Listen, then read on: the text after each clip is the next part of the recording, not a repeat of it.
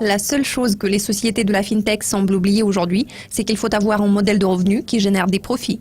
Si vous n'êtes pas en mesure de réaliser des profits, votre société ne durera pas trop longtemps.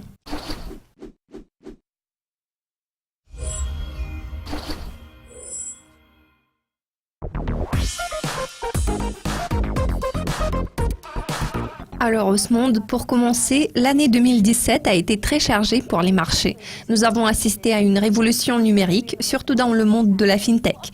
Que pouvez-vous dire sur les développements clés de 2017 ? L'un des développements les plus importants est le boom technologique. Il se peut que nous voyions se former une bulle. Nous pouvons constater que Tesla dépasse Ford et General Motors en termes de capitalisation boursière. Amazon est en train d'enregistrer de nouveaux plus hauts records. Netflix ne cesse de progresser. L'indice S&P 500 a connu une énorme croissance. À l'heure actuelle, nous voyons que 4 des 10 sociétés affichant la meilleure performance sont des entreprises technologiques. La société Amazon est-elle une société technologique? Selon certains, c'est avant tout une entreprise axée sur la consommation. Moi, personnellement, je la considère comme étant une entreprise technologique. Nous voyons un potentiel de croissance assez important dans ce domaine. À ce stade, rien ne laisse présager un ralentissement. On dirait que ce secteur ne cesse de gagner de l'élan. Ma question est la suivante. Beaucoup de personnes s'intéressent à l'industrie technologique en ce moment. Est-il trop tard d'investir dans la FinTech? Se peut-il que ce secteur grimpe encore plus haut? La FinTech représente un cas particulier parce que la finance est entrée en jeu avec un peu de retard. Fondamentalement, nous voyons des entreprises technologiques qui se lancent dans la finance plutôt que l'inverse. Les grandes banques sont contraintes de devenir plus technologiques. Pourtant, elles ont du mal à s'adapter à ce rythme fou.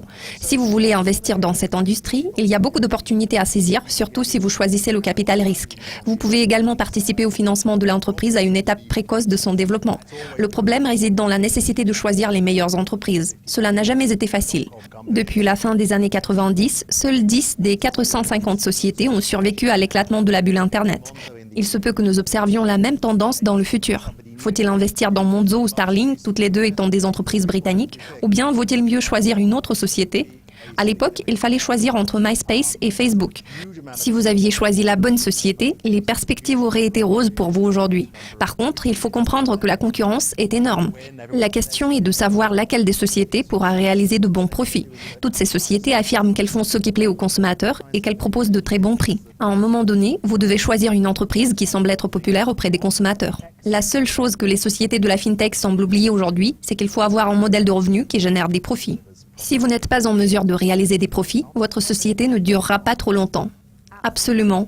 Je pense que nombreux sont les téléspectateurs qui se disent qu'il faudrait probablement commencer à investir dans la FinTech. Comme vous l'avez dit, il y a beaucoup de concurrence. Chaque société cherche à attirer des investissements. Alors, quels conseils donneriez-vous aux investisseurs pour les aider à choisir la bonne société? Quels sont les éléments clés à analyser pour tous ceux qui souhaiteraient investir dans la FinTech? Est-ce un modèle d'affaires solide ou plutôt la capitalisation boursière qui compte le plus? Tout d'abord, il faut que le modèle d'affaires soit évolutif. Les chiffres jouent un rôle clé à cet égard. La société britannique Monzo ambitionne d'obtenir 1 milliard de clients à travers le monde. Seul le temps nous dira si ce scénario se matérialisera. L'essentiel, c'est que la société soit capable de générer des revenus. Beaucoup d'entreprises proposent des services gratuits et tout simples, ce qui est génial. Ces entreprises perdent toutefois de l'argent. Les entreprises qui perdent de l'argent auront du mal à survivre. Il faut qu'elles réalisent des profits. Seul un modèle d'affaires évolutif peut permettre à la société de générer des profits pour ses investisseurs. Absolument. Merci de vos commentaires, Osmond. Cela a été un plaisir. Merci de votre attention. Vos avis comptent. Si vous avez aimé cette vidéo, n'hésitez pas à cliquer sur j'aime et à laisser vos commentaires sur le site de Dukascopy TV.